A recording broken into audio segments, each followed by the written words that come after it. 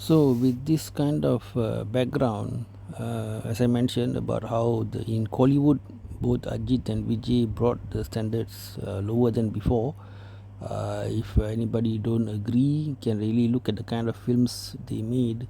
Let's say a film which Vijay attempted a different kind of a makeup, like Puli flopped hard, but a film in which say Rajini attempted different kind of makeup, Indiran, right, with that villainic look and all, it did so damn well. Okay, same thing for Ajit, the kind of three movie lock in of the director and making films that are out of touch with reality because he lives in a very different world. He lives in a world where everybody is worshipping him and is so, how to say, he's so far away from the common man. He makes movies like Vida Mirchi where the husband is bringing the wife to the lover. Which common man would would even consider such a thing? But in Ajit's distorted world, all those things are cool, all right. Common man who's working every day, facing risk to life and limb, working as contractors, working as drivers, doing all kind of work, electrician and all, which they can die at any moment, and every day they go to work fearing if they will come back to see their family. But for Ajit, death and danger is a hobby. He goes for racing, you know. For them, their life is so fulfilling that they need to go and look for trouble, right? So that is how things are.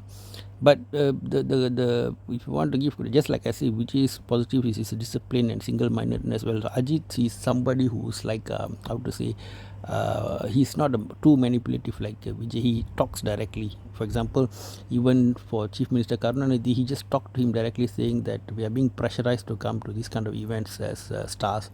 He talks directly that among people who shake hands with him, some of the fans have blades in their hand and they cause bleeding in his hands.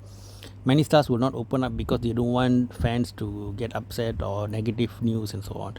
Even Rajini, we've heard of stories of somehow some overzealous fan, you know, scratched his hands and injured him and so on. But he's been extremely patient. Maybe hence the reason for frequent Himalayan trips. But like Ajit tells it like it is. So I think I respect Ajit for his attempt at honesty, at least I think.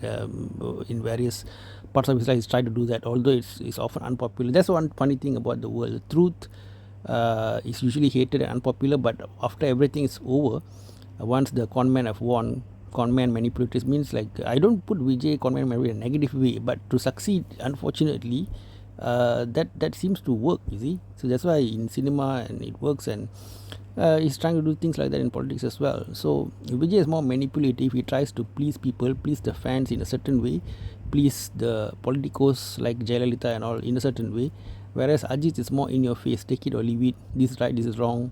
Although his sense of reality is somewhat distorted, but within that context he tried to live what I think he thinks is a warrior life or a courageous life.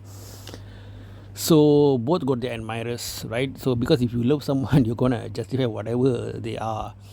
And these merchants of dopamine, I call them. Dopamine is the chemical in your brain when you're happy, and so through pumping media into the common people's brain through the cinema medium, these people have become like parasites on the public consciousness, and they make good money from that. Okay. So Ajit has enough to do racing and so on, but whereas Vijay is trying to convert it into bigger ego fulfillment, because once you have a lot of money, what next is power, right? So that's the direction he's going in. And the other concern is that if he's bringing all the negative culture of Hollywood into the politics, and it's more a quest for power rather than anything, because these fellows have not done all the years of groundwork needed for you to become a polished politician who understands policy, a politician who's very well educated. That means you go to university, get a master's and all that. So theory is good, and also your practice is good by doing lots of groundwork. You understand the people's need.